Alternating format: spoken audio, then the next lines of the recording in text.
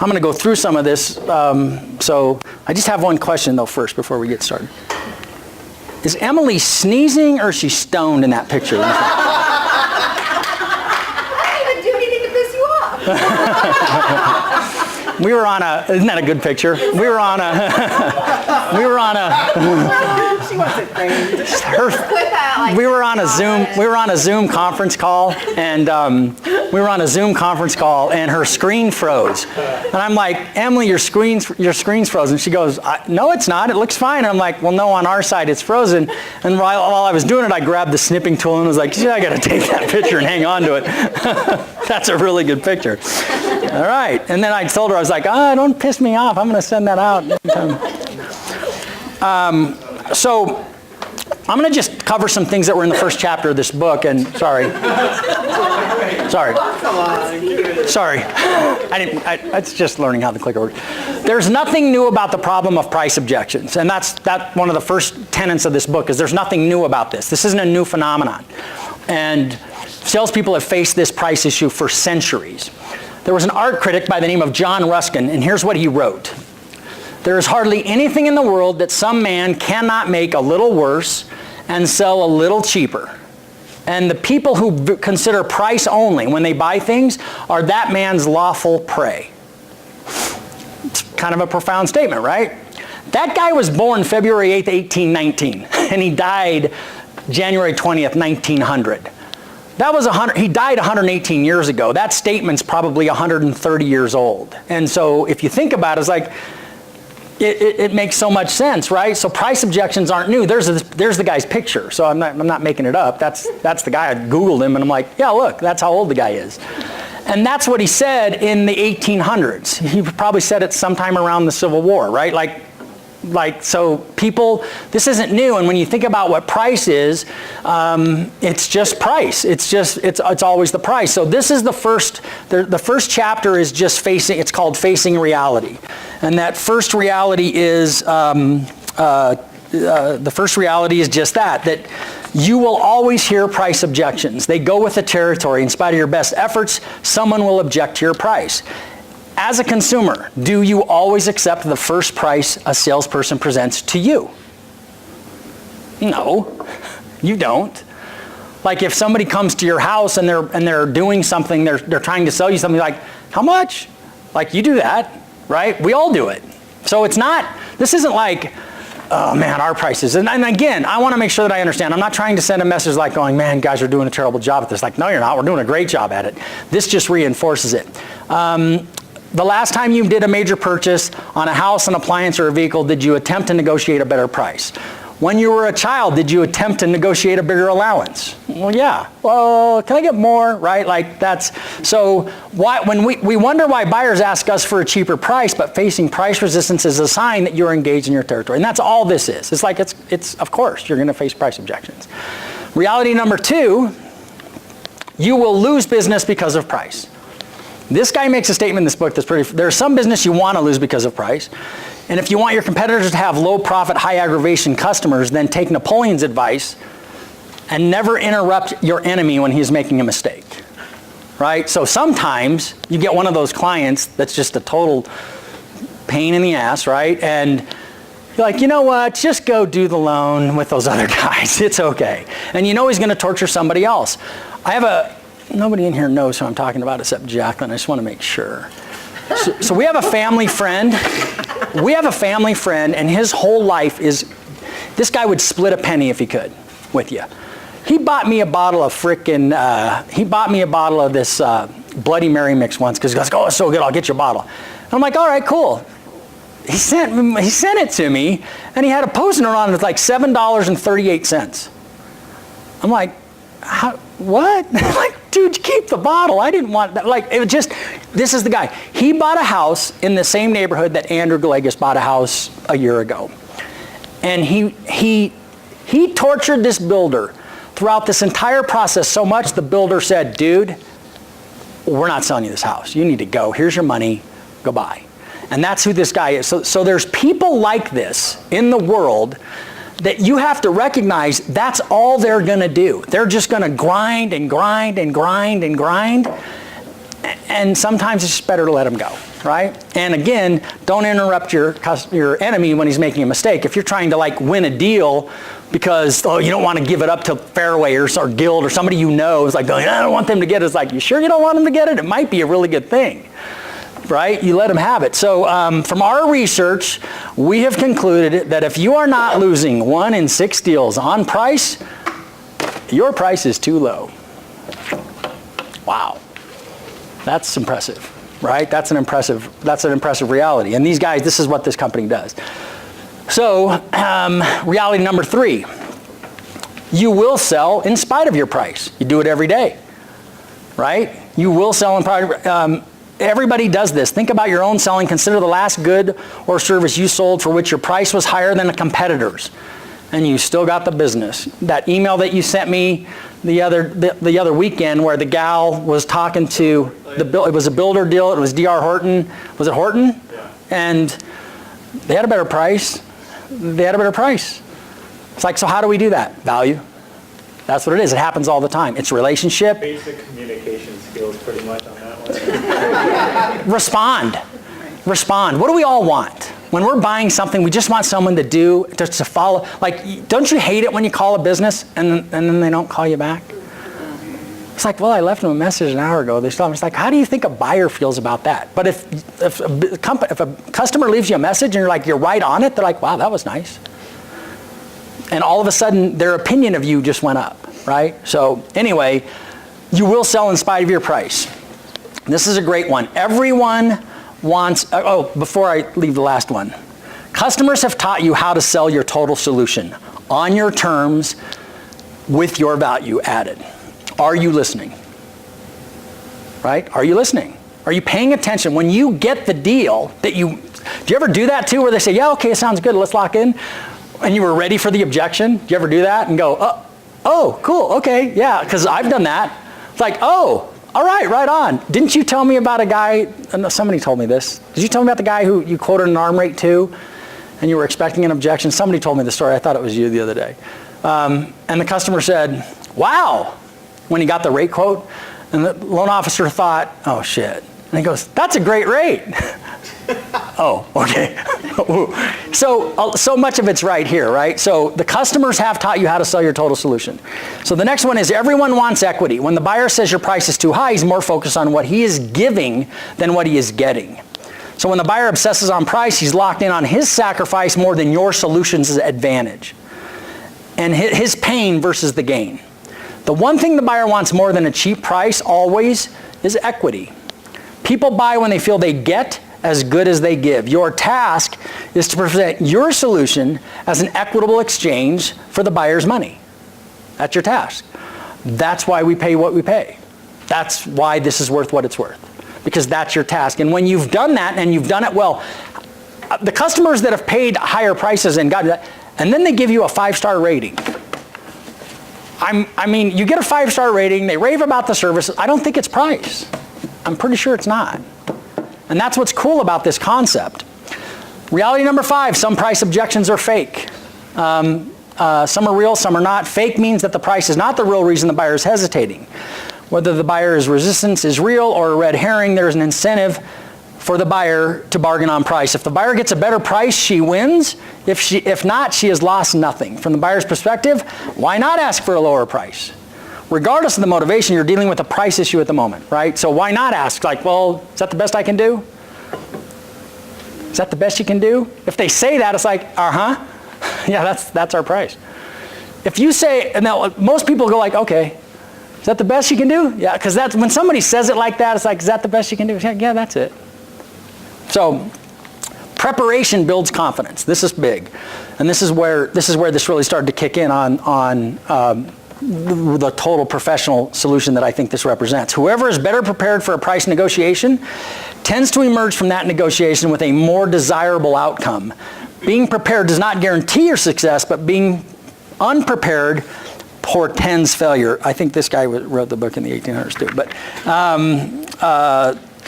let's go. Do you remember The one school test you studied for weeks in advance. That type of preparation fuels your passion and excitement, and that type of energy makes you persuasive and your argument compelling. If you spend no time thinking about how you're going to respond to a price objection, if you've never written down the next time you get a price objection, if you're not writing, okay, here's what I got, what did it say, what did the guy say, how did I respond? If you're not spending any time honing these skills and improving and then sharing it with each other, and how would you respond to this? Here's what I said, here's what he said. We can pull these calls later and listen to them. I mean, it really this is just a skill like any other, isn't it? It's a skill just like any other. It's like, okay, so how do I get it better? How do I get better at that? How do I respond to that situation when the guy says this? Or maybe you'll go back and you're just like, I'm not listening really well because he said something earlier in the conversation that I didn't hear, and then it came up again and I should have answered it then. And so the question is, how prepared are you? Reality number 7, we are all supposed to make money. That's not what it says in the book, but that's what I say. Your company it says you are supposed to make money. Your company is in business to make a profit. This is really profound stuff. Unless your company is a nonprofit organization, you have to earn a profit on sale. You lose money when you discount, period. Just so we know, just so we're clear. Waive a fee, discount the loan, sell it under par, don't ask for the lock extension, don't ask for the final inspection. We lose money. Every time it happens, we lose money. That's what happens. That's how business works. I know it seems like we're making so much money that it's no big deal that we lose money, but we lose money. We do it. That's what happens. I have met salespeople who sold as if they worked for a nonprofit. For them, making a sale was more important than making a profit. The purpose of a business is to make profit, and hopefully lots of it. There is no reason to feel guilty about making a profit. That is why your company is in business. Profit is not a dirty word. It is the lifeblood of your company's ability to reinvest in its future. This is really good stuff. Profit funds your research and development, recruitment of top talent, and service programs. How can you deliver maximum value to your clients if we have nothing to give? How can you do it? You can't. We can't. The profit you garner in the form of a higher price is an investment that the buyer makes in receiving greater value from your company in the future. Think about that. Think about that. That's really profound. Like we say we want a client for life, right? How are we going to do it? We got to be in business later to be able to take care of that client for life. We can't do it if we're not making money. It's not a dirty word. It sounds like it because we talk about this income in this business, and it is kind of weird. I say it all the time. It's like, yeah, it's weird. I don't know. I don't know why this is what it is. And I'm glad that this is what it is, but it is weird. We all admit, right? Like you've said it to me before. It's like, man, they just pay us so much for this. It's weird, but it is what it is, and we're not doing anything illegal, and we're delivering a high level of value, and we get 5-star ratings all the time. So this profit thing is a real deal. It's not a negative thing. It's how we will be here in the future for those clients. Salespeople create their own misery. Most price resistance is a self-inflicted wound. They have taught buyers to object to price. A 15-year study of sales behavior conducted by the Vast Company in the 1996 issue reported that 90% of salespeople impulsively and unprompted by buyer resistance offer a cheaper price to get the business. Salespeople are more tenuous about price than buyers. They did an example, and I'm not sure, this isn't where it is in the book, but they did an example of a buyer that was driving through a neighborhood and saw a home listed for, a listing, a for sale sign in front of a house. And he called the agent's number that was on the sign and said, "Hey, I am interested in that house." And the listing agent said, "I happen to know that the seller is willing to negotiate on that price." Why would the listing agent say that? The buyer might think it's a screaming deal. The buyer might say, and I think we do this stuff. I think we do it unintentionally. especially if you're not having a great month and you start to go like, oh, I just got to get a deal. And like, I've been there. I'm speaking about this because I know that I've done those things. I know that I've had those psychological doubts when I haven't been having a great month, and I'm like, I just got to get a deal, man. I don't have any deals. I got to get some deals, right? And so you start thinking about things that you do. You offer up solutions to an objection. You ever done that? You ever offered up a solution to an objection you haven't gotten yet? Right? Like the customer doesn't say anything about, well, what happens if I lock and rates go lower? But you offer, and if rates go lower, we'll renegotiate. You ever done that? I did that a couple times. Like, why am I doing this? Like, what the hell? Like, I'm not, the guy didn't even bring it up. And so it's just. Every day about it. Huh? Yeah. Then they can ask you every day. Yeah, and then they ask you every day, is it lower?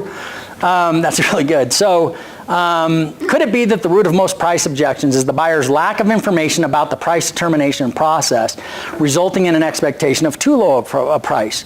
Unrealistic expectations coupled with a lack of salesperson preparation guarantee price resistance and concessions. When you think about it, it's a really powerful thought, right? It's really good. So volume is no substitute for profit. An argument I often hear is I'll cut the price and make it up in volume. There is no guarantee you'll ever make it up in volume, certainly not in mortgage lending, right? It's not like I can sell the guy 2 mortgages and another one next month, right? That's not happening. So you can't make it up in volume. On the contrary, you could be multiplying your losses. Several years ago, the president of the company introduced me to a group of salespeople we were speaking to. Ladies and gentlemen, we have some good news and some bad news. The bad news is discounting has become horrendous in our industry, and our profit margins have plummeted to the point that we are now selling at 97 cents on the dollar. So losing 3 cents on every deal. The good news is sales are down this year, so we're not losing as much as we could.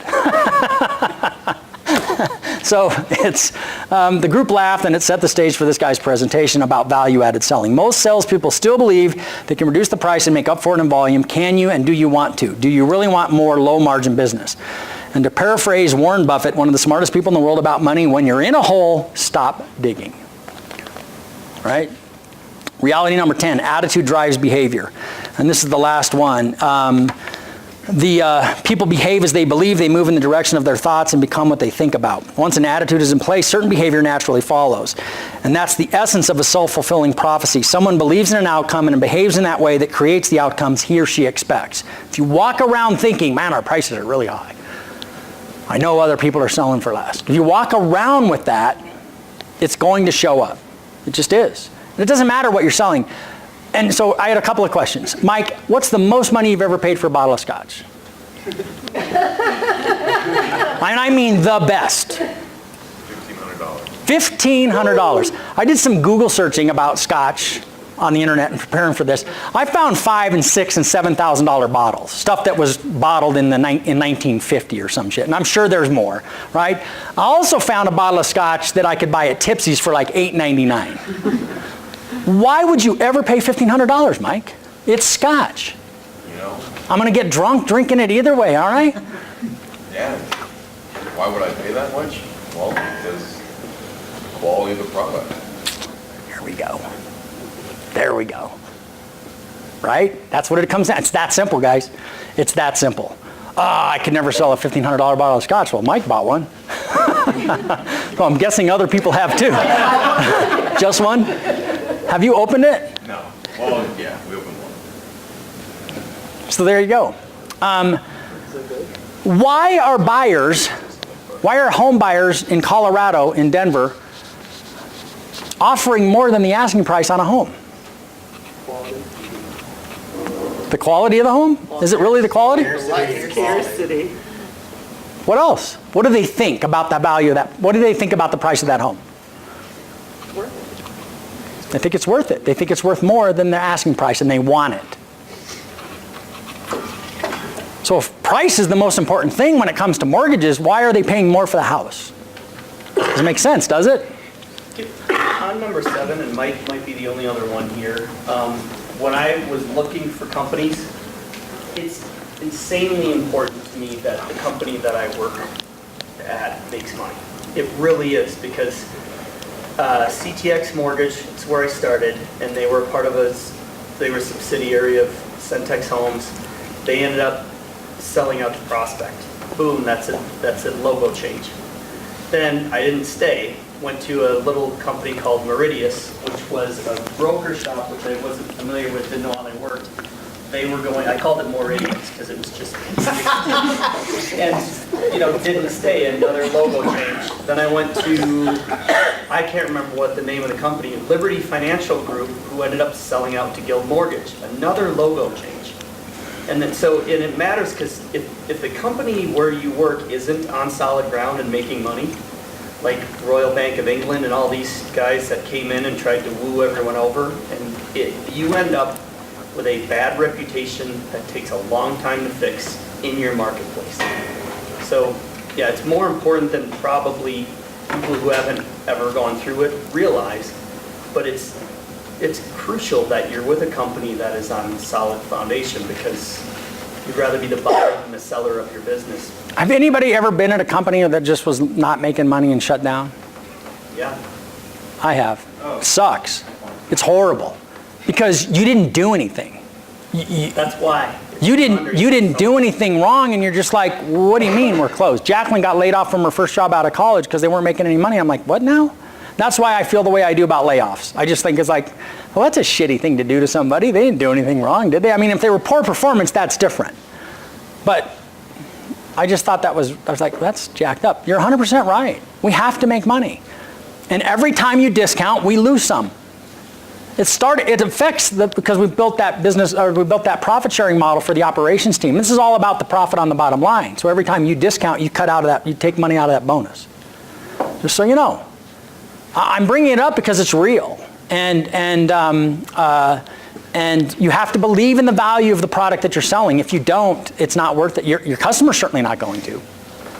I mean, that's just the reality of it. So I've asked a couple of people this question, and so here it is. How come no one ever tries to discount a chaff loan and waive some fees on it? That's a great answer, man. Because you can't. Like, well, there you go. How about if you just say, I can't? No, that's our price. Because everybody's got the same price on it. Yeah, but you don't even think about it. You don't even think twice about it. It's like, no, that's the price. Right? It's just, that's the price. This is how much it costs. We could discount it. Linda, you could absolutely waive some of those fees. I'm just not letting you. And so that's my fault, right? Like, I was like, yeah, no, we're charging the whole thing. And we charge the whole thing. And it's like, well, why can't you? When I asked Harbor that question, he goes, well, because you can't. He just started laughing when I said I did the same thing with Todd. There was, what else did I have? Why are buyers offering? So why doesn't anyone ever sell Chaffa loans below par? So this is one of the reasons this happens, okay? So, and yeah, you should get in here because it relates to you. Linda sent me this email.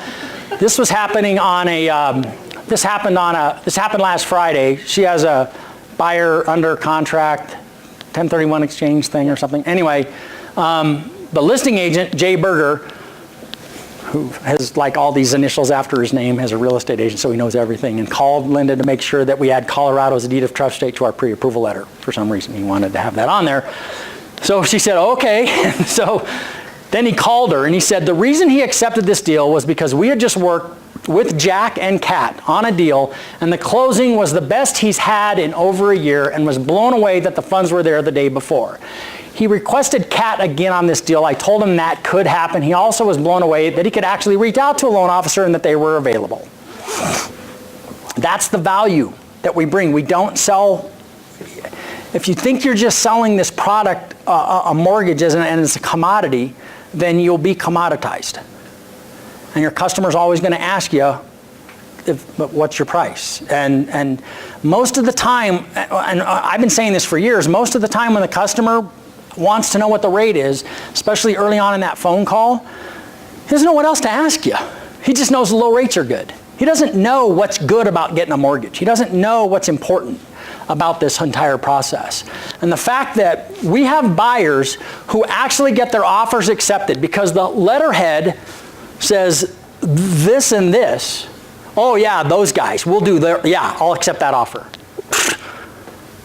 What's that worth to a buyer? Save this email. We'll forward it to everybody. Save that email. It's like, well, this is why you want to work with me, because this happens to us all the time. Our offers get accepted because hallmarks the lender. What's that worth to a buyer? Right? So, because that's what they're really wanting. They're wanting the outcome. This book goes into such great detail about the long term and how you stretch the buyer's horizon, and you don't make it about the incident of them buying of getting the mortgage. You make it about the value that's going to exist long after this transaction's been closed, right? You get the buyer to stretch his horizon. So you guys all do that. We use Mortgage Coach, or Todd, you use yours to talk about how I'm going to save you money over your lifetime of borrowing. This isn't about this loan. Get that, we had that email that was floating around that had the quote from Quicken about where the guy wanted a 15-year fixed at 4% or something, and they sent him over a frickin' LE with $15,000 in discount points on it. Did exactly. Terminal lower rate. So. Yeah, that's what he said. He goes, and they said, okay, here you go. John Arsenault, I'm going to talk about it because this is really powerful, and I know you're going to be embarrassed, but this is really powerful. Emily heard him talking to a client. This is a big deal. Emily heard him talking to a client. It was an elderly client, and I don't know any of the details other than it was an elderly client, and John was talking to him, and she came in with her daughter. How old was the woman? Probably in her. The woman, I'll put it this way, she bought a house right by the university. Yeah, give me the details. I don't know. $10,200, 59 years Oh, old. And she was like, and I didn't even want that house. My husband made me buy it. What a dick! So I divorced him. No. Probably worth close to $500,000 right now. And so what was she coming to you to do? She's elderly and the house has a lot of steps. The laundry's in the basement. She just can't physically live there anymore. So they want to sell that and buy a condo, more modern. One level. Single level condo. Yeah. And it was a discussion about, they wanted, are they going to keep money in the bank? How are they going to do the whole transaction? And they basically knew nothing about mortgages. Their real estate agent said to come talk to me, but yeah, much better for them to just sell their house, pay cash, and then be done with it versus like getting a $100,000 or $150,000 mortgage to try to. Or even a reverse mortgage. She just doesn't need the money. Right. She doesn't need the money. And obviously these reverse mortgages are very expensive. He talked himself out of a loan. Okay, he talked himself out of a loan. He probably, John's been doing this for a long time. I'm pretty sure he could have talked him into a loan. I'm pretty sure he could have sold it because I can do it. I know we're not getting paid for that loan, but that's what I'm talking about. That's the value that you bring to the work that you do. And when you're willing to put the client's needs ahead of your own, it's worth a fortune to that customer. And I hope on our way out the door you said, now, I didn't get paid anything to tell you don't need a mortgage, so you have to refer somebody to me, because that's what I used to tell people that did that. It's like, you don't need to refinance, and I don't get paid for this, so you owe me a mortgage. You owe me, somebody's got to come to, okay. And so if you didn't do that, call her. Tell her I told, my boss said you got to do that. Yeah. A good way to say that is when they say, well, what do I owe you? Can I do something? Say, I earn a living off of, or I make my income off of referrals and endorsements. There you go. It'd be cool to get an endorsement from her. Just say, I just want you to know I really appreciate you helped this old. I mean, that's a big deal, especially somebody who's older and not quite sure how to manage stuff going forward. So we're worth what we get, guys. And we have to make money doing it. It's just that simple. And in that vein, I'm going to transition over to this fee discussion. I sent out an email Friday. Thank you. The book, I'm sorry it's not here. I asked Amy to order it, and she did, but they had to get a whole slew of them together, and so this isn't easily available. When I looked at Amazon, it wasn't like, oh, you got to wait. And you can get some used ones. So anyway, they're coming, and I'm looking forward to having you guys read it, and I want to hear feedback on it. So I sent out the email about the fees analysis that we've been doing. Corporate, like I said, corporate just raised their credit report fees in the Midwest to disclosing $125 on credit reports instead of $92. Our credit report expenses are through the freaking roof. We're doing some evaluating with corporate. I mean, on what we're spending after we collect what we collect on credit reports, it's an insane number. It's getting to where we've had months where it's north of $5,000 a month in excess of the loans that we've closed. And it's always higher in the first quarter because we're doing a lot of pre-approvals early in the month. The problem is we pre-approve somebody in January and they close in May, I got to buy another credit report, which is really annoying, and I don't get the charge for both. And so What we're doing is, we just want to be able to charge everything we can charge on some of those reports. Still need a middle initial? I'm still waiting to hear how this is turning out. It's really about the legal name.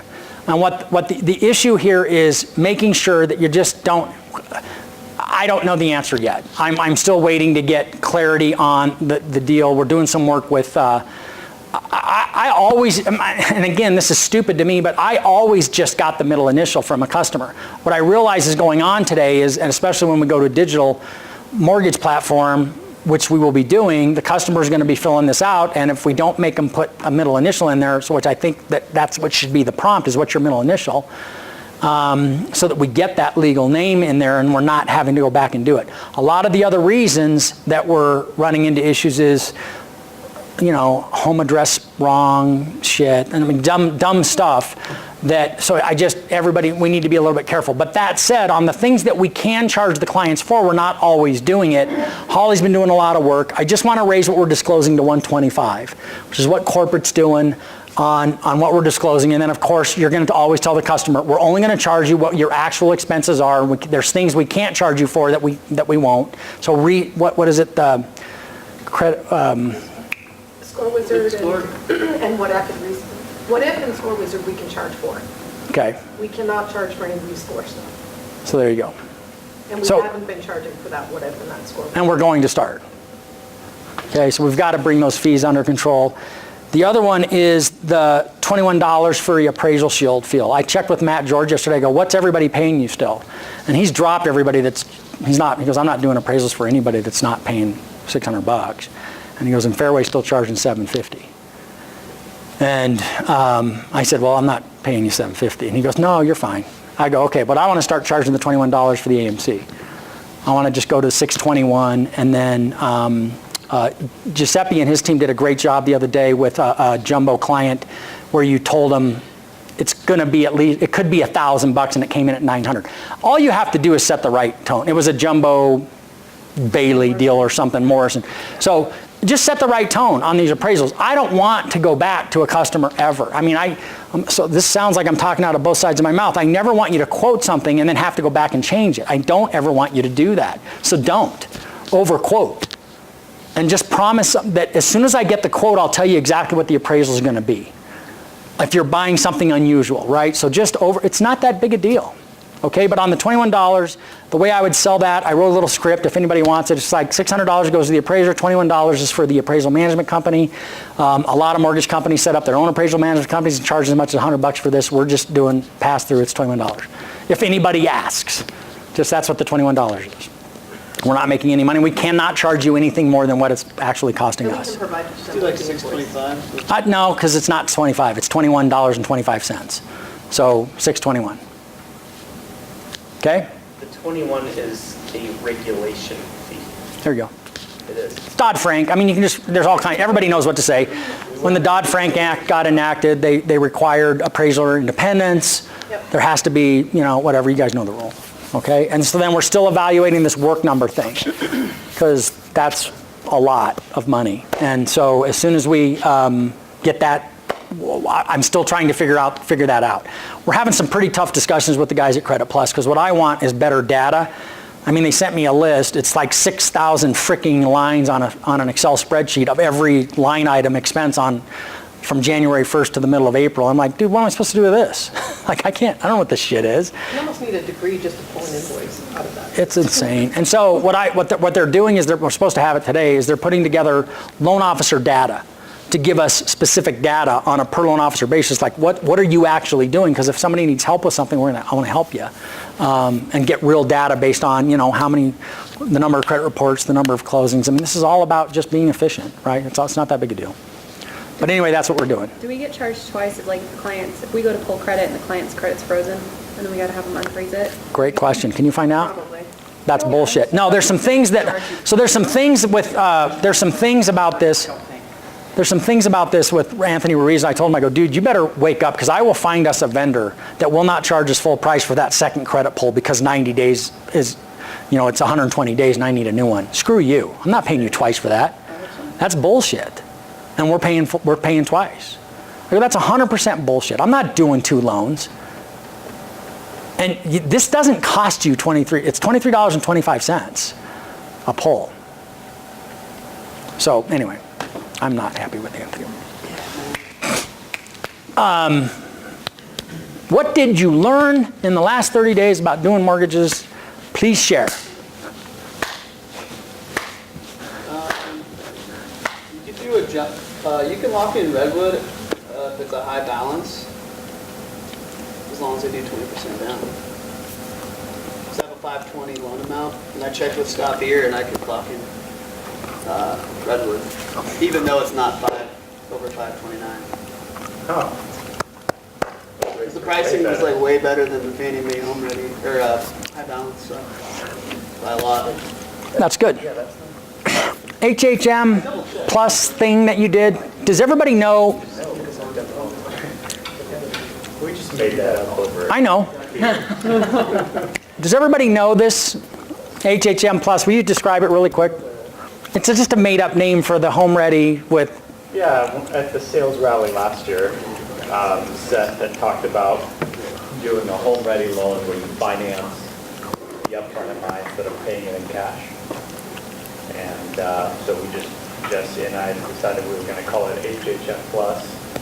And when you compare it, we get a lot of loans that way because someone is comparing it to a monthly MI or an upfront MI.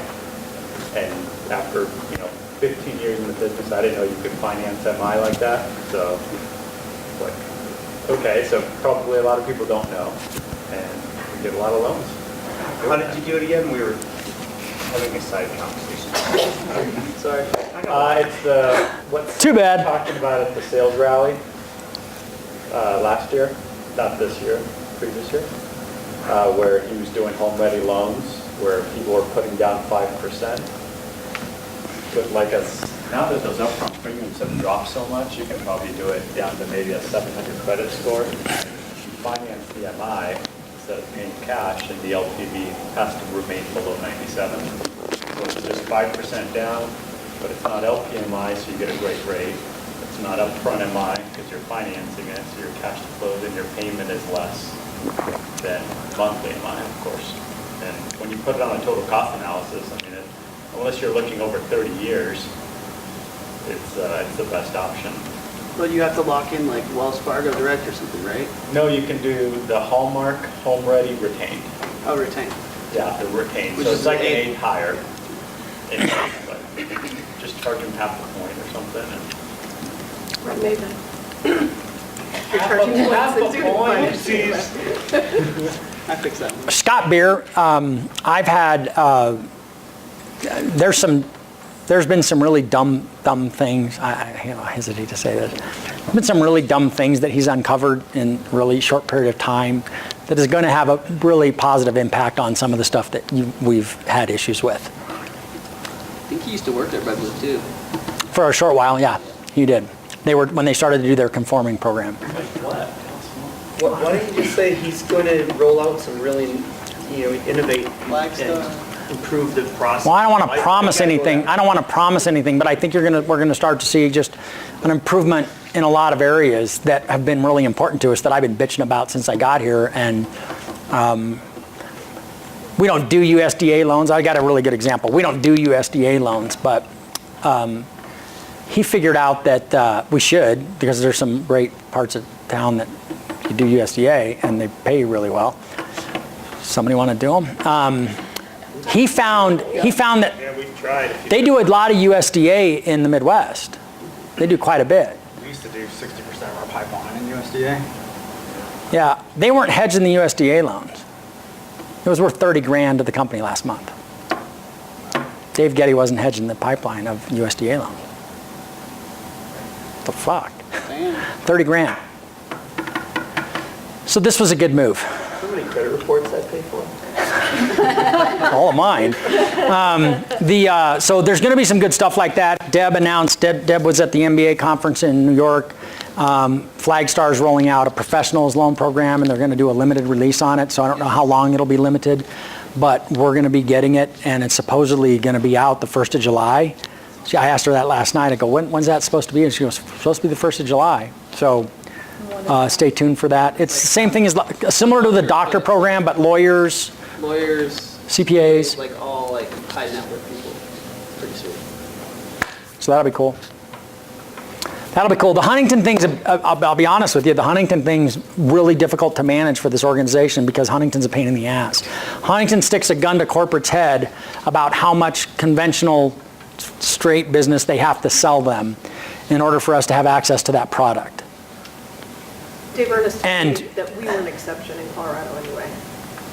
That just meant that them letting Colorado use the Huntington program, it was already an exception because we were asking for an exception. It's like, They're jerks. Hence the market share we're getting. No one else has it. yeah. Well, but it's the product that we have to sell, the other loans that we're selling them, we could sell for a lot more money if we weren't having to sell it to Huntington Bank. We're talking about the straight conventional stuff that we have to, if you want this, you got to sell us this much in production. Well, their pricing sucks. So. Yeah, right. Yeah, and they're not, yeah, and they don't care about that either. So, it is what it is. It's the reality of what we're dealing with, and like you said, no one has it. So, I don't know what to tell you. I don't know how long it's going to last. We're not trying to get rid of it, but it is a difficult situation to manage, and obviously, you know, we do a lot of production with it, so Deb really wants the Flagstar thing, so we can, anyway.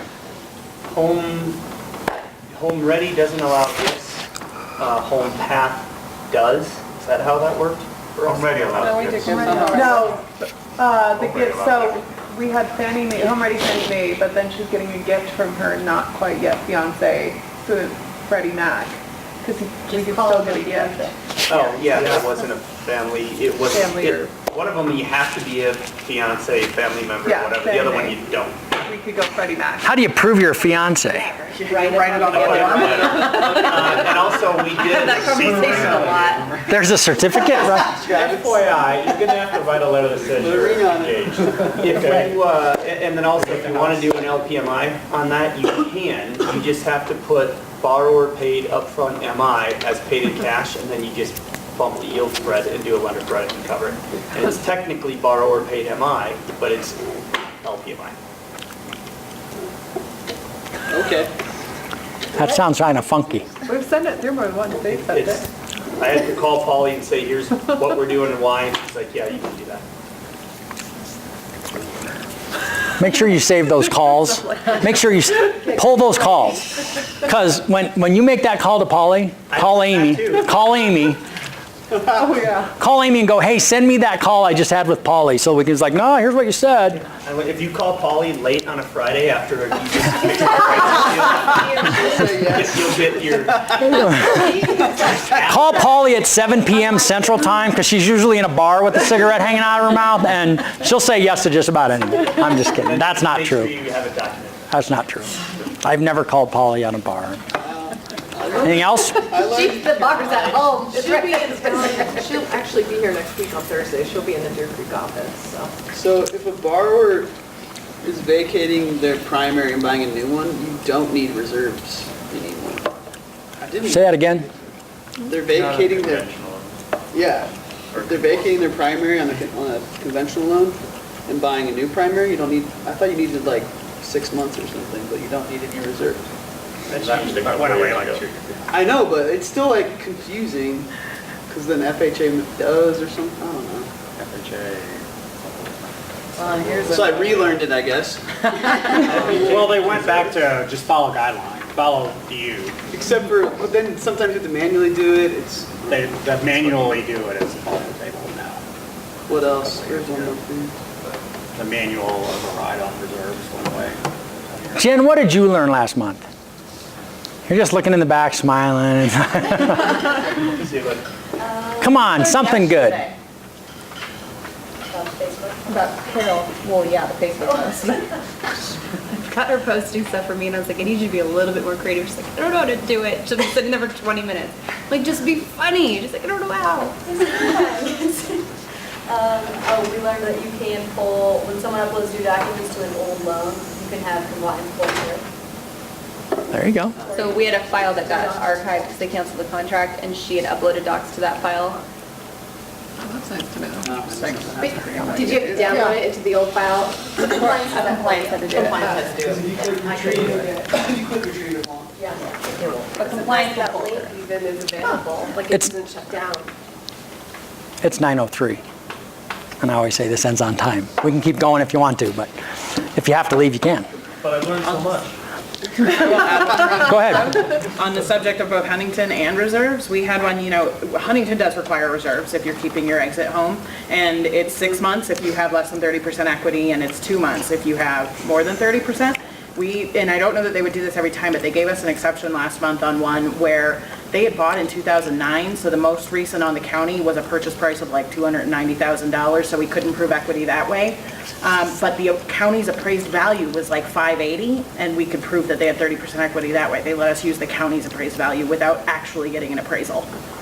So again, I don't know, it was an exception, it's not technically their policy. That's actually a really good idea. The next time somebody's trying to get you to prove equity in a property that's not being vacated, that's a pretty good idea. That'd be worth throwing out there instead of like going through the hassle of getting an appraisal. That's a great An idea. idea born of desperation.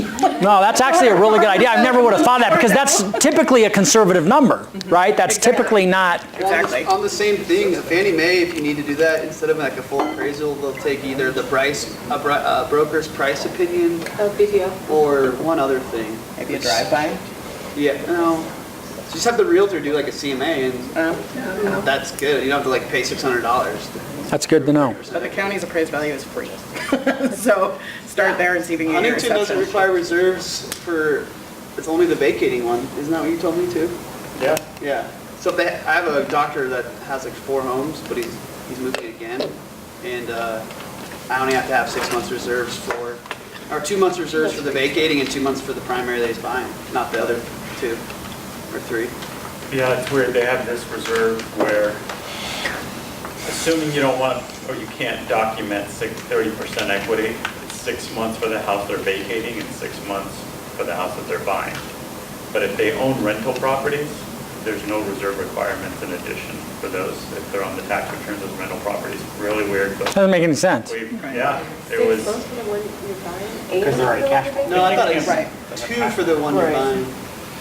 Yeah, but still, they don't have reserves. If they're not asking you to prove the reserves on the payment, that's just strange. It's actually 8 total. It's 6. But I get there's tenants. Yeah, you're right. The regular numbers. but there's none for the rental. Yeah. I've just always thought it was stupid that we calculate borrower's income if you're a single person making $100,000 a year with no kids and no, whatever your debts are. We use the same DTI to approve your loan as we do if you make $100,000 a year and you got a wife and 5 kids. That's so stupid. It's like, that's retarded. Like, why would we do that? There should be something, right? But that makes no sense. Well, VA Make your own- has. No, I know, but I mean, it's just like, that's just dumb. It's like, okay, I'm not going to try to fight it and like, oh, we should change this. I'm not suggesting. I'm just like, it doesn't make sense. The guy with a wife and 5 kids has way more expenses. Anyway, I'm glad they didn't. I would have never gotten a house. So,